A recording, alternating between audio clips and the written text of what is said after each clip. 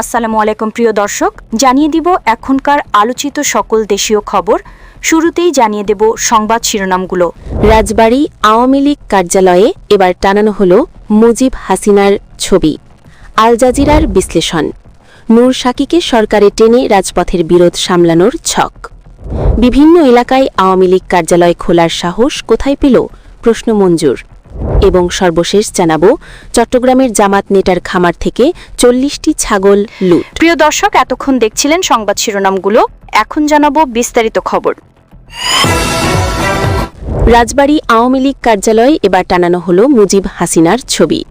কার্যক্রম নিষিদ্ধ রাজবাড়ী জেলা আওয়ামী লীগ কার্যালয়ে এবার শেখ মুজিবুর রহমান এবং শেখ হাসিনার ছবি টানানো হয়েছে। এছাড়াও বাংলাদেশ আওয়ামী লীগ রাজবাড়ী জেলা কার্যালয় লেখা একটি ব্যানারও টানানো হয়। ব্যানারে জেলা আওয়ামী লীগের যুগ্ম সাধারণ সম্পাদক শেখ সোহেল রানা টিপুর ছবি বসানো হয়েছে। ভোরের কোনো এক সময় এগুলো টানানো হয়। এর আগে শুধু জাতীয় পতাকা ও কার্যালয়ের সামনে একটি ব্যানার টানানো হয়েছিল। এদিকে ব্যানার এবং ছবিগুলো কখন টানানো হয়েছে কেউ দেখেনি। তবে আজ সামাজিক যোগাযোগ মাধ্যমে ছড়িয়ে পড়া ছবিতে মুখোশ পরা কয়েকজন তরুণকে বঙ্গবন্ধু শেখ হাসিনার ছবি হাতে নিয়ে ধরে থাকতে দেখা যায়। একই সঙ্গে তাদের ছবি কার্যালয়ের ভেতর লাগানো দেখা যায়। ছবিতে ভোরের দিকে আলোর মতো দেখা যায়। তাতে ধারণা করা হচ্ছে ভোরের কোনো এক সময় এসব লাগানো হয়। বেলা ১১টার দিকে রাজবাড়ী শহরের রেলগেট শহীদ স্মৃতি চত্বরের পাশে অবস্থিত আওয়ামী লীগ কার্যালয়ে দেখা যায়। কার্যালয়ের সামনে জেলা আওয়ামী লীগের যুগ্ম সাধারণ সম্পাদক সোহেল রানা টিপুর ছবি সম্বলিত ব্যানার ঝুলছে। কার্যালয়ের ভেতর বঙ্গবন্ধু বা শেখ হাসিনার কোনো ছবি নেই। কার্যালয় দ্বিতীয় তলায় উঠলে পিলারের সঙ্গে ইংরেজি অক্ষরে লেখা শেখ হাসিনা সিডিআই। কার্যালয়ের ভেতর সজীব ওয়াজির জয়ের ছবি সম্বলিত নির্বাচন নিয়ে কয়েকটি পোস্টার সাজানো হয়েছে। দ্বিতীয় তলার ছাদের উপর আগের দিন লাগানো যুবলীগের ব্যানারটি মুচড়িয়ে ফেলে রাখা হয়েছে। স্থানীয় ব্যবসায়ী রাসেল মিয়া বলেন, রাত ১০টার দিকে শুধু জাতীয় পতাকা টানানো ছিল, আর কিছু ছিল না। আজ সকালে দোকান খুলতে এসে দেখি কার্যালয়ের সামনে একটি ব্যানার টানানো হয়েছে। ধারণা করা হচ্ছে ভোরের দিকে কোনো এক সময় ব্যানারটি লাগানো হয়েছে। এর আগে সকালে ২-৩ জন তরুণ দলীয় কার্যালয়ে জাতীয় পতাকা উত্তোলন করে কার্যালয়ের সামনে একটি ব্যানার টানায়। ব্যানারটিতে রাজবাড়ী জেলা যুবলীগের সাধারণ সম্পাদক নুরুজ্জামান মিয়া সোহেলের ছবিসহ নাম লেখা হয়েছে। উল্লেখ্য, গত ৫ই আগস্টের পর থেকে আওয়ামী লীগ কার্যালয়ে প্রকাশ্যে কোনো সাংগঠনিক কার্যক্রম দেখা যায়নি। দীর্ঘ ১৮ মাস পর হঠাৎ জাতীয় পতাকা উত্তোলন, উদ্বোধনী ব্যানার টানানো দেখা যায়। এরপর আওয়ামী লীগ নেতা সোহেল রানা টিপুর ছবি সম্বলিত ব্যানার এবং কার্যালয়ের ভেতর বঙ্গবন্ধু শেখ হাসিনার ছবি টানানো নিয়ে নতুন করে আলোচনা তৈরি হয়েছে। এ বিষয়ে রাজবাড়ীর অতিরিক্ত পুলিশ সুপার তাপস কুমার পাল বলেন, আওয়ামী লীগ কার্যালয়ে পতাকা উত্তোলন, নতুন করে ব্যানার ও ছবি টানানোর বিষয়টি জানতে পেরেছি। এ বিষয়ে আমাদের জেলা পুলিশ ও গোয়েন্দা পুলিশের সদস্যরা ঘটনাস্থল পরিদর্শন করে খোঁজ খবর নিচ্ছেন। বিষয়টি খতিয়ে দেখে প্রয়োজনীয় আইনগত ব্যবস্থা গ্রহণ করা হবে। আল জাজিরার বিশ্লেষণ। নূর সাকিকে সরকারে টেনে রাজপথের বিরোধ সামলানোর ছক। বাংলাদেশে ২০২৪ সালের ছাত্র জনতার অভ্যুত্থানে পরবর্তী প্রথম সাধারণ নির্বাচনে নিরঙ্কুশ জয়লাভের পর ১১তম প্রধানমন্ত্রী হিসেবে শপথ নিয়েছেন তারেক রহমান। ১৭ বছর নির্বাসিত জীবন শেষে দেশে ফিরে ৪৯ সদস্যের এক বিশাল মন্ত্রিসভা নিয়ে তিনি দায়িত্ব গ্রহণ করেন। এই মন্ত্রিসভার সবচেয়ে আলোচিত দিক হচ্ছে বৈষম্য বিরোধী আন্দোলনের নেতৃত্ব দেওয়া এবং রাজপথে লড়াইয়ে পরিচিত দুই মুখ নুরুল হক নূর এবং জুনায়েদ সাকির অন্তর্ভুক্তি। প্রথমবারের মতো সংসদ সদস্য নির্বাচিত হওয়ায় এই দুই নেতাকে মন্ত্রিসভায় স্থান দেওয়া হয়েছে, যা বাংলাদেশের নতুন রাজনৈতিক সমীকরণে বিশেষ তাৎপর্য বহন করছে। ডাকসুর সাবেক ভিপি নুরুল হক নূর পটুয়াখালী থেকে বিএনপি সমর্থন নিয়ে গণ অধিকার পরিষদের প্রার্থী হিসেবে নির্বাচিত হয়েছেন। ২০১৮ সালের কোটা সংস্কার আন্দোলন থেকে দেশ জুড়ে পরিচিতি পাওয়া ৩৪ বছর বয়সী নূর ২০২৪ সালের জুলাই বিপ্লবে অগ্রণী ভূমিকা পালন করেন। অন্যদিকে বামপন্থী রাজনীতিক হিসেবে পরিচিত মুখ ৫২ বছর বয়সী জুনায়েদ সাকি ব্রাহ্মণবাড়িয়ার ৬ আসন থেকে বিপুল ভোটে বিজয়ী হয়েছেন। তিনি ছাত্র ফেডারেশনের সাবেক সভাপতি এবং বর্তমানে গণসংহতি আন্দোলনের প্রধান সমন্বয়কারী। দুই নেতার কেউই বিএনপির মূল দলের সদস্য না হলেও স্বৈরাচারী বিরোধী আন্দোলনে বিএনপির দীর্ঘদিনের মিত্র হিসেবে রাজপথে সক্রিয় ছিলেন।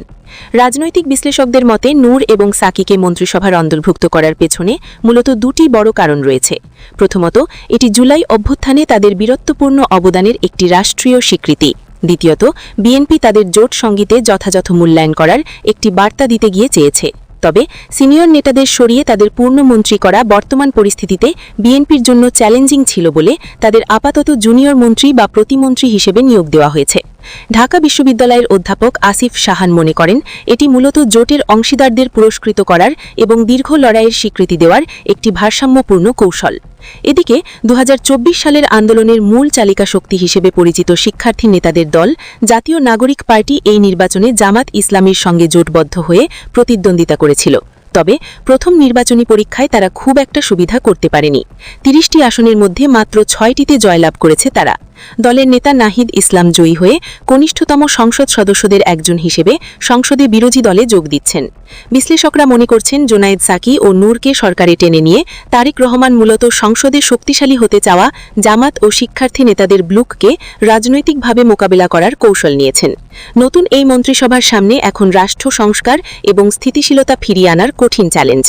অভিজ্ঞতাহীন এক ঝাঁক তরুণ নেতাকে নিয়ে তারেক রহমান কিভাবে আগামীর বাংলাদেশ পরিচালনা করেন, এখন সেটি দেখার বিষয়। বিভিন্ন এলাকায় আওয়ামী লীগ কার্যালয় খোলার সাহস কোথায় পেল?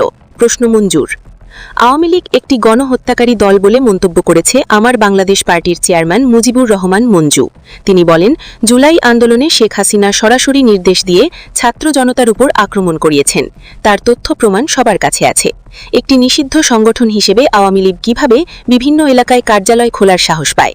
ফ্যাসিবাদের হাতে সবচেয়ে নির্যাতিত হওয়া সত্ত্বেও যদি বর্তমান সরকার বিচার ছাড়া তাদের পুনর্বাসনের চেষ্টা করে, তবে ইতিহাস ক্ষমা করবে না। দুপুরে রাজধানীর বিজয়নগরে এবি পার্টির নিজস্ব কার্যালয়ে আয়োজিত সংবাদ সম্মেলনে তিনি এসব কথা বলেন। সংবাদ সম্মেলনে নতুন সরকারকে অভিনন্দন জানানোর পাশাপাশি রাষ্ট্রের বিভিন্ন সংস্কার ও চলমান পরিস্থিতির উপর নিজের দলের অবস্থান তুলে ধরেন মঞ্জু। তিনি বলেন, ২০২৪ সালের গণঅভ্যুত্থানে সবচেয়ে বড় বেনিফিশিয়ারি বর্তমান প্রধানমন্ত্রী এবং তার দল। তাই শত শত শহীদের রক্তের বিনিময়ে তৈরি হওয়া জুলাই সনদ ও আকাঙ্ক্ষা যেন কোনোভাবে লুণ্ঠিত না হয়, সেদিকে সরকারকে সতর্ক থাকতে হবে। তিনি আন্তর্জাতিক অপরাধ ট্রাইব্যুনালে চলা গণহত্যার বিচার প্রক্রিয়া এবং আগের সরকারের শুরু করা সংস্কার কাজগুলো দৃঢ়চিত্তে অব্যাহত রাখার আহ্বান জানান। ত্রয়োদশ সংসদ নির্বাচন কথা টেনে মন্ত্রী বলেন, টিআইবি রিপোর্ট অনুযায়ী ২২% ক্ষেত্রে ভোট জালিয়াতি হয়েছে। চর দখলের মতো নির্বাচন সংস্কৃতি বন্ধ করতে নির্বাচন কমিশনকে ঢেলে সাজানো দরকার। এ সময় তিনি ভবিষ্যৎ নির্বাচনে স্বচ্ছতা আনতে সাংবাদিক, পুলিশ, চিকিৎসক ও সাধারণ নাগরিকদের জন্য পৃথিবীর অন্য দেশের মতো পোস্টাল ব্যালট বা আগাম ভোটের বিধান চালুর প্রস্তাব করেন।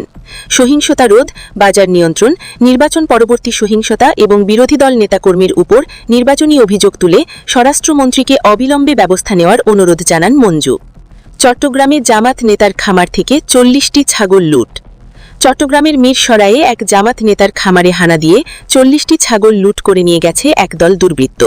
গত মঙ্গলবার দিবাগত রাতে উপজেলার ওয়াহিদপুর ইউনিয়নের নিজামপুর রেল স্টেশন এলাকায় এই ঘটনা ঘটে। অস্ত্রের মুখে খামারের কর্মচারীকে বেঁধে রেখে একটি গাড়িতে করে ছাগলগুলো তুলে নিয়ে যায় দুর্বৃত্তরা। ভুক্তভোগী খামার মালিক এস.এম. আবু হেনা কায়সার হাইতকান্দি ইউনিয়ন জামাতের শিল্প ও বাণিজ্য বিষয়ক সম্পাদক।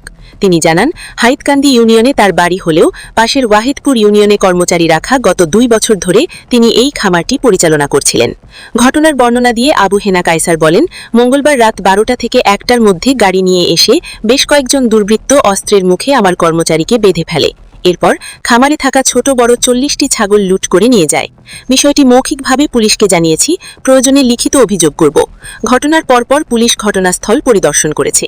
নিজামপুর পুলিশ তদন্ত কেন্দ্রের দায়িত্বপ্রাপ্ত অধিকর্তা পুলিশ পরিদর্শক মোহাম্মদ জাকির হোসেন বলেন, মধ্যম ওয়াহিদপুর ইউনিয়নের এক ব্যক্তির খামারে কর্মচারীকে বেঁধে কিছু ছাগল নিয়ে যাওয়ার খবর পেয়ে আমরা সেখানে গিয়েছি।